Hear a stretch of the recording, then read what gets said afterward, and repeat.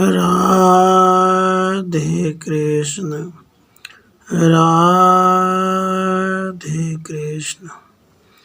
सिद्धाश्रम में व्रजांगनाओं तथा 16 सहस्त्र रानियों के साथ श्याम सुंदर की रास क्रीड़ा का वर्णन तथा श्री राधा जी के मुख से वृंदावन के रास की उत्कृष्टता का प्रतिपादन।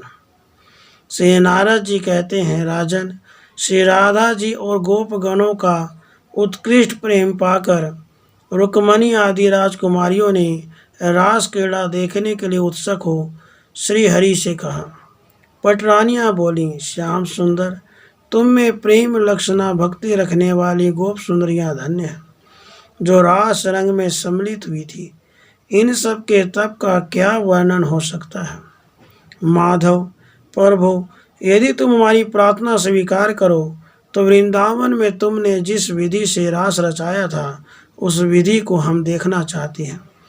तुम यही हो, श्री राधा यहीं विराज रही हैं, संपूर्ण गोप सुंदरियाँ एवं व्रजांगनाएँ भी यही हैं और हम सब भी यही हैं। अतः देवेश्वर, यहाँ रास का आयोजन सर्वथा उचित होगा। हे जगन्नाथ, तुम हमारी इस मनोरथ को पूर्ण करो। मनोहर, प्राण वल्लभ, हमने दूसरा कोई मनोरथ नहीं प्रकट किया है, केवल रास क्रीड़ा का दर्शन कराओ। रानियों की यह बात सुनकर भगवान हंसने लगे। उन्होंने प्रेम पूरित होकर उन सबको अपने वचनों द्वारा मोहित सी करते हुए कहा। श्री भगवान जी बोले, अंगनाओं, रासेश्वरी श्री राधा के मन में भी रास क्रीड़ा की इच्छा हो तो यहाँ रास हो सकता है। अतः तुम सब जाकर उनसे पूछो।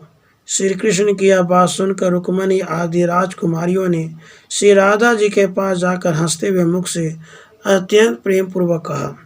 श्री रानियाँ बोली, रंभोरु, चंद्रवदने, वर्ज सुंदरियों की स्वामिनी, रासेश्वरी, प्रियतमे, सखी, सिर रूपिणी, रास में कीर्ति रानी के कुल की कीर्ति बढ़ाने वाली शुभांगी, हम सब तुम्हारी सखियाँ तुमसे एक बात पूछने आई हैं। रास में रस प्रदान करने वाले रासेश्वर यही हैं तथा रास की अधीश्वरी तुम भी यही हैं और अन्य सब गोप सुंदरियाँ भी यही हैं। इसी प्रकार हम सब भी यही हैं। अतः सब प्रकार से रस का आस्वादन करने के लिए तुम यहाँ रास का आयोजन करो। प्रियतमे, ऐसा हो तो यह हमारे लिए अत्यंत प्रिय होगा। श्री राधा जी ने कहा, सत्पुरुषों पर कृपा करने वाले परम रासेश्वर श्याम सुंदर के मन में यदि रास क्रीड़ा की विलासा हो तो यहाँ रास हो सकता है। अतः मेरी प्रियतमा सखियों, तुम सब परम सेवा शुश्रूषा और पराभक्ति से उनकी पूजा करके उन्हें वश में करो। श्री नारद जी कहते हैं, राजन, श्री राधा जी की बात सुनकर रानियों ने श्री कृष्ण की कई हुई बात कह सुनाई। तब महामना श्री राधा तथास्तु कहकर अत्यंत प्रसन्न हुई। फिर वैशाख मास की पूर्णिमा को उस शुभ एवं पुण्य तीर्थ सिद्धाश्रम में जब रात्रि का प्रथम प्रहर प्राप्त हुआ और चंद्रमा की चांदनी सब ओर फैल गई, तब रास क्रीड़ा का आरंभ हुआ। रासेश्वर के रास का आनंद प्राप्त करने के लिए रासेश्वरी श्री राधा तैयार हो गई और उनके साथ रसिक शेखर श्याम सुंदर रास स्थली में उसी तरह सुशोभित हुए जैसे रति के साथ रतिपति मदन। जितनी संपूर्ण गोप सुंदरियाँ और जितनी राजकन्याएं वहाँ उपस्थित थी, उतने ही रूप धारण करके दो दो सुंदरियों के बीच में एक एक श्री कृष्ण शोभा पाने लगे। ताल, वेणु और मृदंगों की ध्वनि के साथ मधुर कंठ वाली सखियों के गीत और उनके नुपुर, कांची आदि आभूषणों की मधुर झनकार का मिला हुआ महान शब्द वहाँ सब और गूंज उठा। राजन, करोड़ों कामदेवों के लावण्य को लज्जित करने वाले वनमालाधारी, कुंडल मंडित एवं किरीट, वलय और भुजबंदों से अलंकृत पीताम्बरधारी श्याम सुंदर रासेश्वर रास में स्वयं रासेश्वरी के साथ गीत गाने लगे। विधेयराज, जैसे तारा गणों से घिरा हुआ चंद्रमा शोभा पाता है, उसी प्रकार रासेश्वर श्री कृष्ण जी उन सुंदरियों के साथ सुशोभित हो रहे थे। हे मिथिलेश्वर, इस प्रकार वह महाआनंदमयी संपूर्ण शुभ निशा रास मंडल में एक क्षण के समान व्यतीत हो गई। श्री रास मंडल की शोभा देख रुक्मणी आदि समस्त पटरानियाँ परमानंद को प्राप्त हुई। उन सबका मनोरथ पूर्ण हो गया। रास की समाप्ति होने पर रुक्मणी आदि रानियों ने प्रेम परवश होकर साक्षात परिपूर्णतम पुरुषोत्तम श्री कृष्ण जी से कहा। रानियां बोली, हे प्रभु, मनोहर रास रंग में आपके रूप माधुरी देखकर हमारा मन उसी प्रकार आत्मानंद में निमग्न हो गया जैसे ज्ञानी मुनि ब्रह्मानंद में डूब जाते हैं। ऐसा रास दूसरा न हुआ होगा न होगा। माधव, यहाँ गोपांगनाओं के 100 यूथ विद्यमान हैं। सखियों सहित हम 16,000 आपकी पत्नियां भी इसमें सम्मिलित रही हैं। करोड़ों सखियों के साथ 8 पटरानियां भी यहाँ उपस्थित हैं। माधवेश्वर, ऐसा रास तो वृंदावन में भी नहीं हुआ होगा। श्री नारद जी कहते हैं, राजन, इस प्रकार अभिमान प्रकट करने वाली रानियों की बात सुनकर श्याम सुंदर श्री हरि हंसने लगे और बोले, यहाँ का रास सर्वोत्कृष्ट है या वृंदावन का, यह तुम श्री राधा से ही पूछो। तब सत्यभामा आदि सब रानियों ने मनोहारिणी श्री राधा से इसके विषय पूछा। श्री राधा जी मन ही मन कुछ हंसती हुई यह उत्तम बात बोली।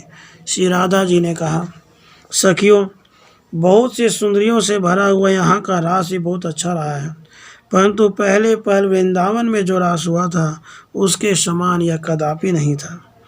यहाँ दिव्य वृक्षों लताओं से व्याप्त, प्रेम के भार से झुकी हुई लता, वलरियों से विलसित और मधुमत मधुरपों से सुशोभित वृंदावन कहाँ है।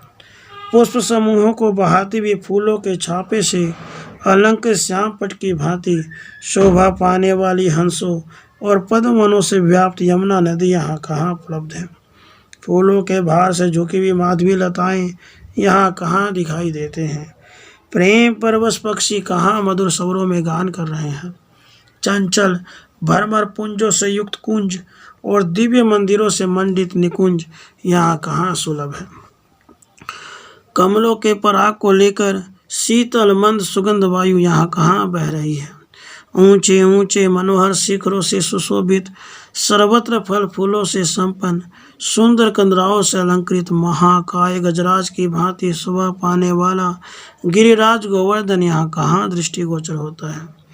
जहाँ वायु ने कोमल बालों का संचय कर रखा है, यमुना के उस रमणीय पुलिन पर वंशी और बेंत की छड़ी धारण किए मल अथवा नटवर के वेश में विराजित श्याम सुंदर की झांकी यहाँ कहाँ मिल रही है। इस स्थान पर श्री कृष्ण के लिए वनमाला से भूषित श्रृंगार कहाँ उपलब्ध है। श्याम सुंदर की काली घुंघराली और सुगंध युक्त अलकावलियों का दर्शन यहाँ कहाँ होता है। श्री कृष्ण के स्निग्ध कपोलों से मनोहर मुख पर दोनों और कुंडलों का हिलना डुलना कहाँ दिखता है। उनके मुख पर पत्र रचना कहाँ की गई है। कहाँ सुगंध के लोभ से भ्रमरावलियाँ टूटी पड़ती हैं। कहाँ वह प्रेम पूर्ण निरीक्षण स्पर्श और हर्षोल्लास यहाँ सुलभ हुआ है।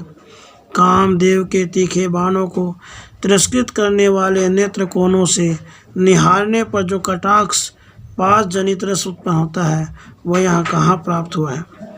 दोनों हाथों से एक दूसरे को पकड़कर खींचना, हाथ से हाथ छुड़ाना, निकुंज में छिपना, सामने होने पर भी दिखाई न देना आदि लीला यहाँ कहाँ दिखाई देती है। यहाँ चिर उठा लेना अथवा बंसी और बैत को चुरा लेना कहाँ संभव हुआ है। प्रेम से दोनों भुजाओं द्वारा परस्पर खींचकर हृदय से लगाना, बार बार एक दूसरे को पकड़ना, श्याम सुंदर की बाहों पर चंदन का लेप लगाना आदि बातें यहाँ कहाँ संभव हुई है।